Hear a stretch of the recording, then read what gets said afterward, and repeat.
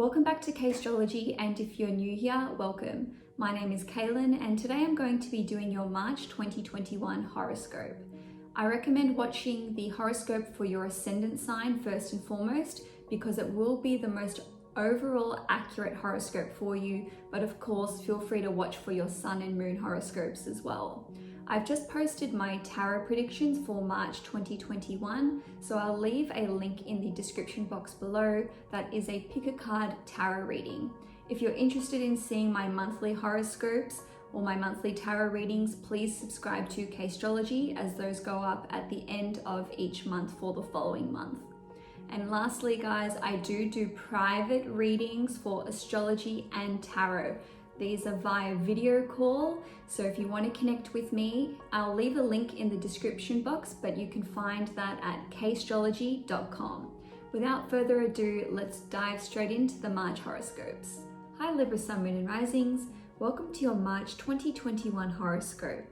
The month starts off with Mars entering the sign of Gemini on the 4th of March, where it will remain for 7 weeks in your 9th house. It's been about 2.5 years since Mars last transited your 9th house, so this time around, what you can expect is having to put a lot of personal effort and energy into any kind of matter relating to the following: education, teaching, travel, and your world beliefs. So if you are currently completing some kind of higher education degree, whether that's, a master's degree, a PhD, perhaps you're studying to take the bar, if you are studying to become a lawyer on a totally different level. If you are a teacher, you may experience a little bit of discord with any of your students, or perhaps there may be some complications connected to your teaching career. On another level, you might be planning some kind of big trip. Perhaps you're researching how you can put an itinerary together, or maybe you're even investigating how you can obtain a visa so that you can live abroad or study abroad. Now, the 9th house also represents the father in our charts. So some of you may be having arguments with your father over the next couple of months. Just know that this is a transient period, and there doesn't have to be any long-lasting damage or effects. There could just be, it could just be that you and your dad are butting heads at this time.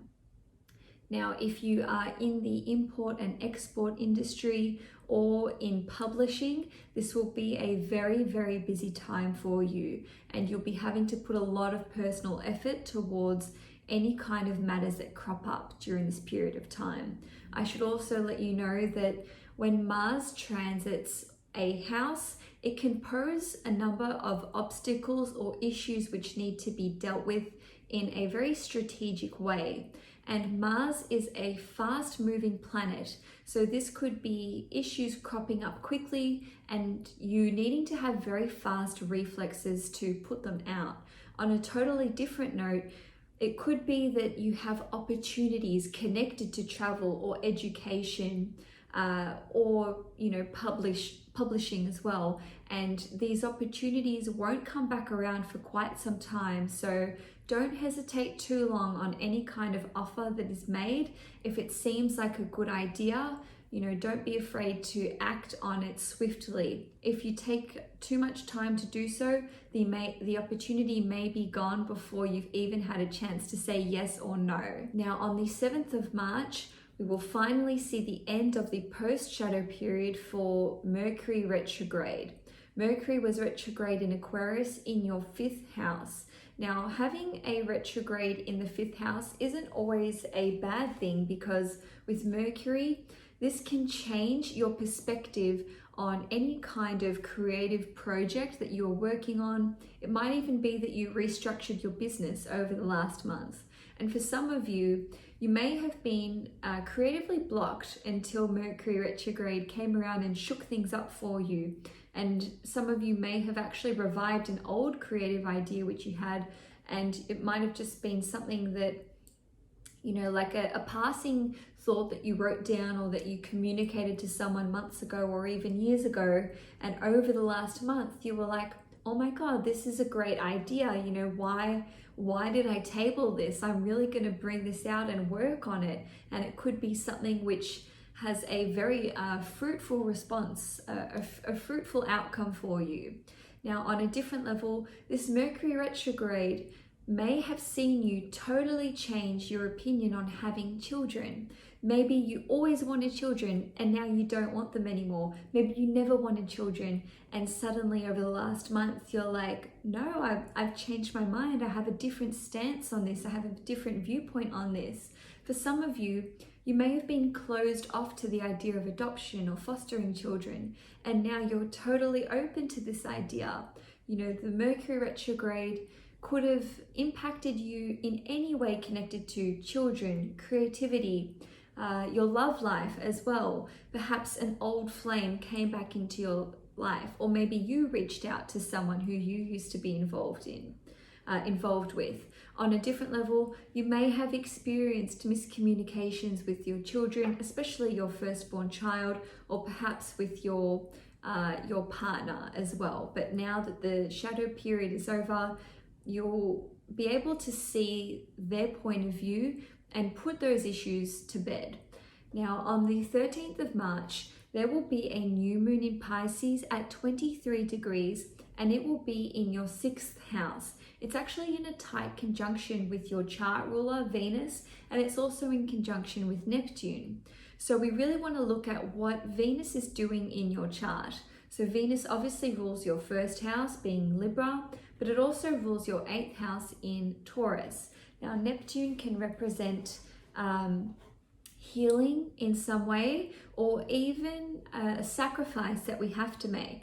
So this new moon in your 6th house indicates a new beginning pertaining to work, health, or even financially as well. So with a new job, which you may be seeing in 6 months' time, or even 8 months from now at the full moon in Pisces in 2021, or the full moon in Pisces at 2022, you are planting the seeds for this new job over the next 4 weeks, and this may require you to make a sacrifice in the form of leaving an old job behind.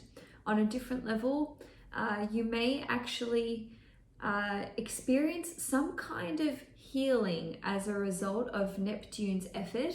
So perhaps you're having a new approach to your health and well-being, and with Venus ruling your 8th house, which also supports healing and transformation and working through psychological issues, you could actually experience letting go of old health issues and ailments. You know, Neptune represents loss, so you can leave this behind in support of going through a period of healing and transformation. And given that it rules your 1st house as well, the house of your physical body and yourself, you can experience a newfound sense of vitality. And you may even feel like this is a miracle or a blessing, because Neptune can have that effect as well.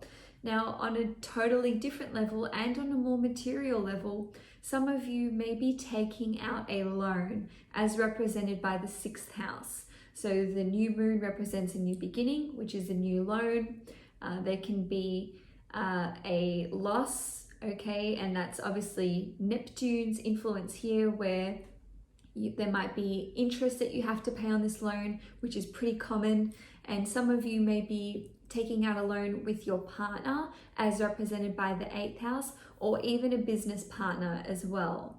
Now on the 16th of March, Mercury will enter the sign of Pisces, and this will be in your 6th house once again. So you may actually have an important conversation or receive or come across an important piece of information which will actually benefit your health, okay? Perhaps you've been trying to figure out how you can get by a certain health issue, or it could even be connected to any kind of addiction that you have, or even feelings of anxiety. Maybe you read some article about breath work and breathing techniques. Maybe you have a conversation with someone, or you meet someone who's involved in the area, which will actually have an impact on you with regard to your health. You know, it could be encountering someone who is in the medical field, because that's represented by the 6th house. On a different level, business can go well at this time because the 6th house represents your working environment and your work life. And when we have planets transiting any house, the nature of the planet can represent the kind of person that we're meeting. So Mercury would be someone who is youthful, informative, knowledgeable, witty, as someone who can be a business connection in the future. And you know, with Mercury transiting your 6th house, on a tangible level, work can be really busy for you at this time, but you may meet someone who becomes a new employee for you, okay? And they could be, again, youthful in nature, or very witty, or very mercurial. You know, they could be great conversationalists or really good at researching, and this can obviously help you in your work. Now on the 20th of March, the Sun will enter Aries, and this will be in your 7th house. So this kicks off Aries season. And then 2 days later, your ruling planet Venus will also enter the sign of Aries in your 7th house. So this 4-week period, or 3 weeks, depending on how long Venus transits your 7th house, can result in your love sector really being fired up, Libra. So with your 7th house being so heavily activated, if you are single, you may actually meet someone who ends up becoming your significant other. You know, you could actually start a serious relationship with this person, or even get married. Now, if you are already in a relationship, you could be taking your relationship to the next level. That could be you proposing to your partner. That could be your partner proposing to you. It doesn't have to be a marriage proposal. This could even be someone who you've been dating for a long time, and it could have been quite casual, and now one of you has said to the other that you want to become exclusive. So that's another way that your relationship can be taken to the next level. Now, for some of you, you may actually meet an individual who becomes your business partner in the future, or perhaps you're meeting some people who become a one-on-one client of yours. In any case, with Venus in your 7th house, if you are coupled up, this is a very harmonious time, and you will be enjoying spending time with your significant other. Now, on the 27th of March, there will be a full moon in Libra at 8 degrees, and this is in your 1st house. So obviously, anytime we have a full moon in your sign, or a new moon, this is going to be a very powerful indicator for the end of a chapter, or the close of the end of a cycle, or the closing of a chapter. So with this full moon, we actually also have the Sun being conjunct Venus in your 7th house, and this full moon in Libra is trining Gemini in your 9th house, and it's trining Saturn and Jupiter in your 5th house. So this ending of a cycle can actually see the end of a relationship, and it could be a marriage, it could be a relationship with your significant other, a business relationship, or even a close one-on-one friendship. But the good news is, Libra, that if this does pertain to you personally, remembering that this is a general reading, this end of relationship will actually be amicable, because we have that supporting trine to Mars in Gemini, and the trine to Saturn and Jupiter in your 5th house. So if you have the end of a relationship take place, it will be one which brings you joy with the trine to the 5th house. It will be one which has been born from you changing how you view the world with the trine to the 9th house. You can actually part ways on good terms with this other person. It doesn't have to be someone that you never speak to again or that you never see again. You know, you can part ways as friends, which is really beautiful.